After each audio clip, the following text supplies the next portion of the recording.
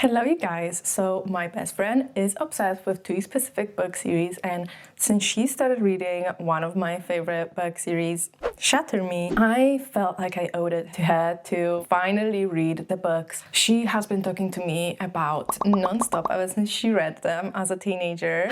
So in today's video I will be reading The Raven Boys. I did get the whole series, so I'm hoping I like them, but I do know that they used to be quite popular in 2010s, so they have to be good for a reason. It's a bit more niche nowadays. I don't really know much about this book, so let's just get started.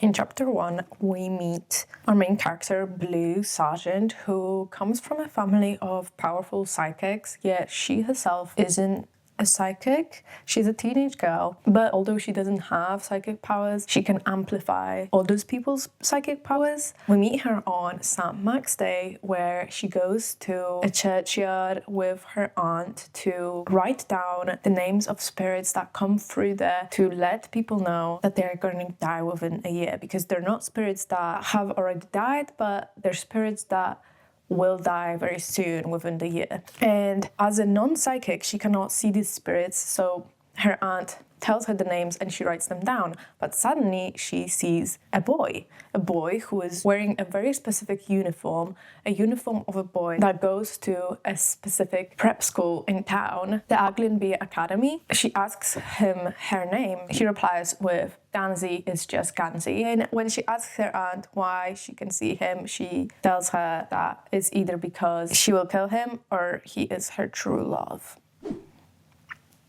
Okay, in the prologue, we do find out that Blue has always been told by her family that she will kill her true love with a kiss. When do we find out that she's gonna either kill him or he's her true love? Well, obviously, both of those can be true at the same time, no? So I'm a little bit confused. In this book, we have multiple POVs, and in the second chapter, it's Gansey's POV.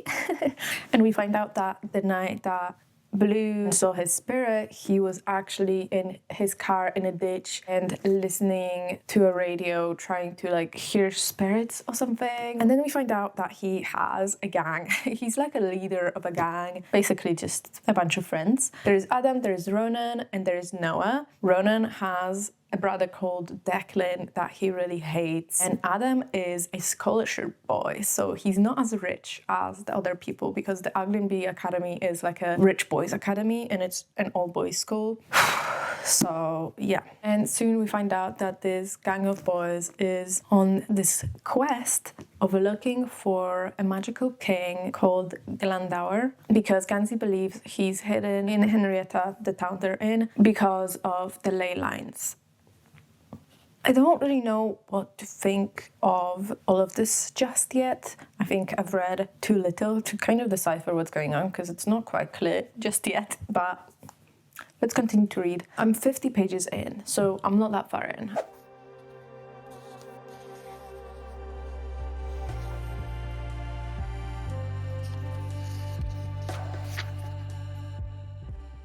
So I've read about half of the book now, and I do have to be honest, I'm not quite sure I am enjoying the plot. I don't think it's very... I don't want to say interesting, because it is a little bit interesting. It's just not grabbing my attention as I thought it would. I do have to say I do really like Blue and Adam. I think they're great characters and they both have some unique aspects to them, and I do feel an inkling of romance between them.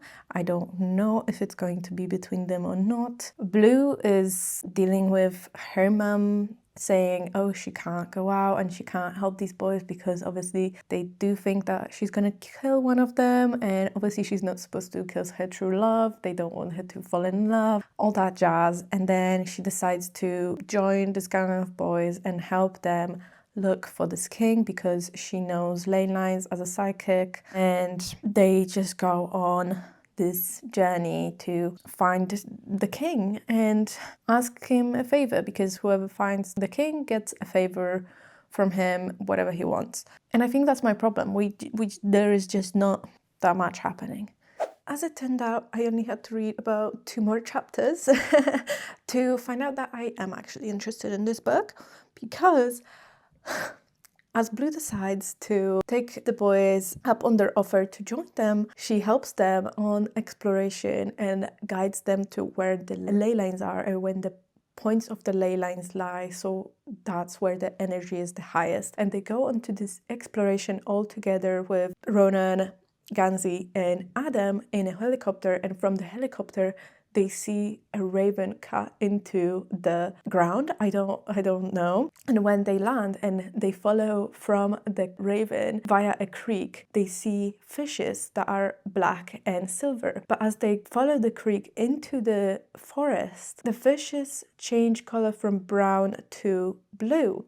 And Gansey realizes that the fishes might be there because he wanted them to be there, because that's what he expected there to be. And while Blue starts to doubt him, because obviously he's just a rich boy and he's just like, yeah, the fishes are here because of me. He asks her, yeah, okay, the colors might have changed, but there weren't any red fishes, right? And when Blue looks down, back again, all the fishes are red. Okay, and then Ronan and Adam find a trunk of some kind that you can go into, and while in there you have visions. And when Blue goes in there, she sees another Blue, a different Blue and a different Gansey, and the different Blue is crying and the different Gansey is saying, it's okay, I trust you, you can kiss me, I trust you, and Blue is crying, and she knows in that moment that that other Blue and that other Gansey are in love, and that she's about to kiss him, and he's telling her that it's okay, and he knows that this kiss will kill him. And when she comes out, she realizes that Adam didn't have the same vision as her. Gansey has a vision of Glendower, of the king. Okay, I don't know what any of this means. No idea. But it's so intriguing. I don't know. There's magic happening and it's cool. I want to know what's gonna happen. I want to know. So I need to learn to be less impatient, I think.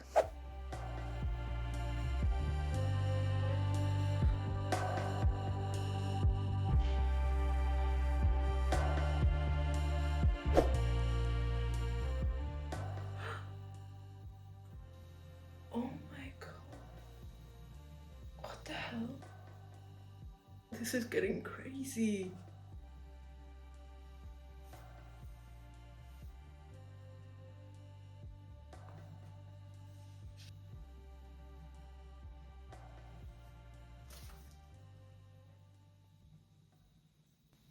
So many possibilities, so many possibilities.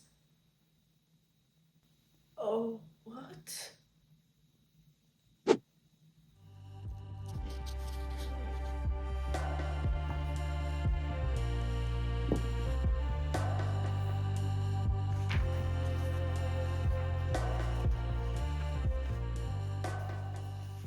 I don't think I really explained what ley lines are and why they are important to the story, but basically ley lines are paths where supernatural energy flows and places where magical occurrences are more likely to happen. And because the gang has strong beliefs that Glendower, the king, lays somewhere on this Henrietta ley line, waking up the ley line will make it possible for them to find him, because waking the ley line will basically strengthen the magic in the area and allow them access to things that normally are concealed, thus making their quest so much more possible and real. After we have the discovery of the magical wood and the supernatural forces that start to occur within the wood, the story then starts to shift from this imaginary possibility to something much more credible and possible. And because we have some competing motivations, we have this final showdown in the book. Honestly, just so much shit happens. But I also forgot to say that Ronan, in the first book, he finds a baby raven, and at the end we find out where he found this baby raven, and that is why Ronan gets a POV in the second book. I have just started this. I literally just read the prologue. In the first book we only had Adam, Gansey, Blue, and some sprinkles of the teacher POV. In this book we have Ronan's POV. We start from finding out the implication of what Ronan can do.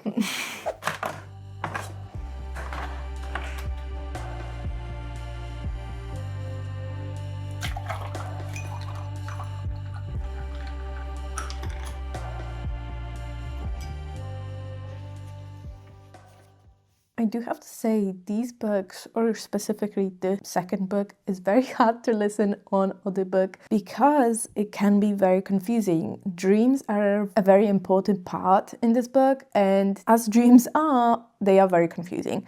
So when you're not paying full attention, you might miss some details, and I did have to reread a couple of chapters because I was listening, and normally I just do stuff around the house and I'm able to retain all the information. But I noticed with this, I lose a lot and I suddenly don't know what's going on, who is talking, where we are. So if you are planning on listening to this on audiobook, maybe consider getting this on a physical copy, whether it is Kindle or book. But we also get another different perspective in this book from the Grey Man, who is a mysterious hitman tasked with finding a magical object for his employer, which I think will put him on a path with our little gang.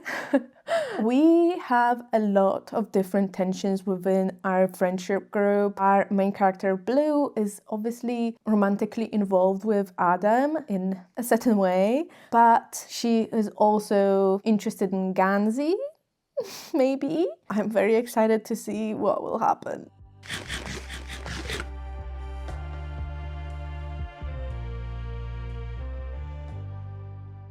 So this book is kind of like a little gang opened a Pandora's box of sorts because our magic wood had disappeared.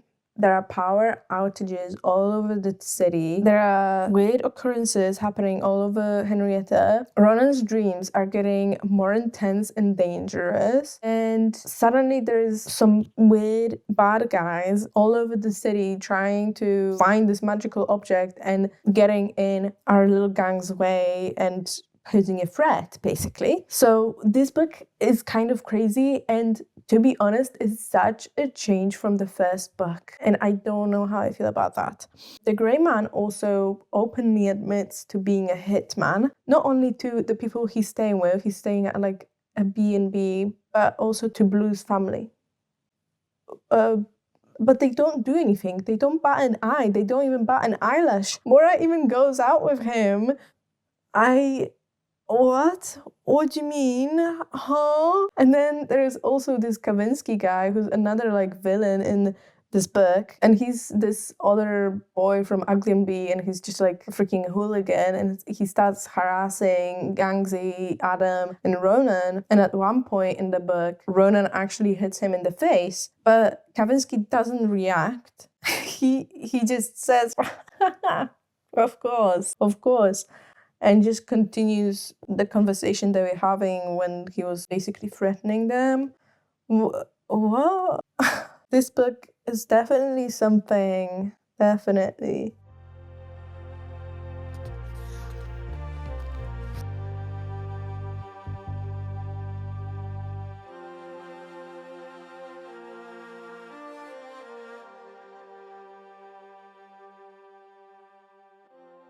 I decided to do my hair a little bit like Blue today. So I put some colorful clips in my hair because she also has a little bob, and you know, I also have a bob. So yeah, anyway, I have started the third book. I'm actually almost halfway through. It's really good. I'm really liking this one. I think it's so much better than the second one. Sorry, second book. I don't know, it just felt a bit off. I think this one comes back to its roots, to the first book. It's much more witchy and paranormal, and I feel like even like the relationships and like how the characters are connected to each other and how they talk to each other is much more similar to the first book. So That's why I'm enjoying it most. And also we left off second book on such a big cliffhanger. So of course, I had to run to this book, find out what's going to happen next. Yeah, I basically just devoured this. I think I'm going to finish it today, which is crazy because I literally started it today.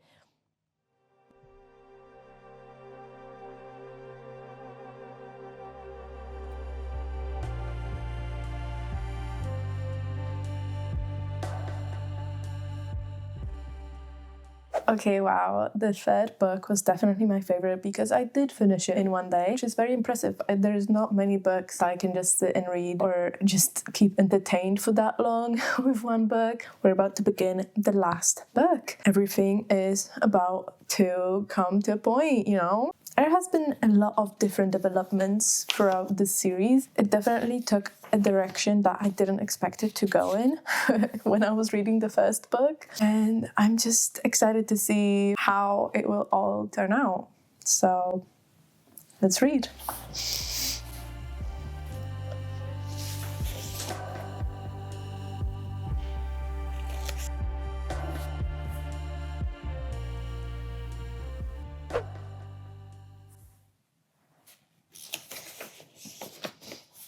Okay, that's a strong way to begin this book.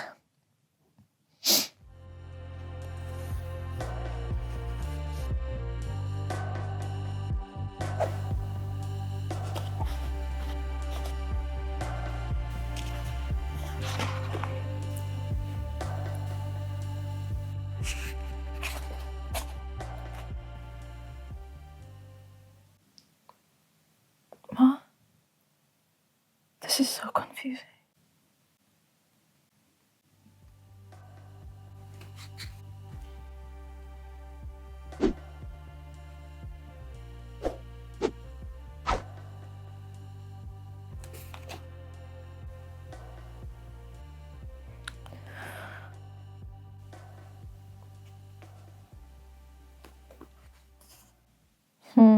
I have 10 pages left.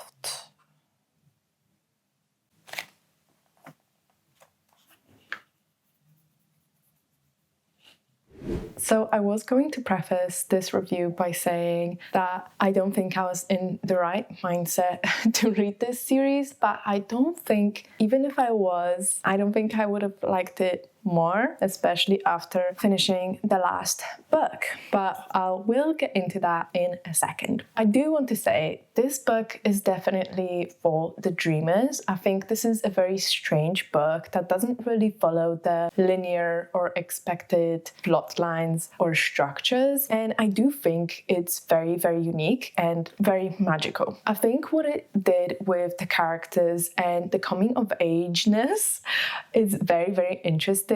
And honestly, I kind of wanted a little bit more. So I did like the foundations of coming of age, but I don't think they were executed fully. I think there was a lot of potential there. Maybe if I read it when I was a bit younger, I would have liked this more, because when I was younger, I haven't read as many books as I have by now. So I think I have a higher benchmark for what I'm reading now. But honestly, if someone told me to explain this book series or explain how we got from the beginning to the end, I would not be able to explain that. I wouldn't even be able to say what happened in each book. And I don't think that's a good thing. With every book, we got a new villain. Even though they were a little bit connected, I do think it was a bit disjointed and didn't fit the main narrative of the series. I don't think we needed that much different villains. I think we could have had one big one and have him throughout the series, maybe shroud it in a little bit more of a mystery. But we also in each book knew exactly who the villain was.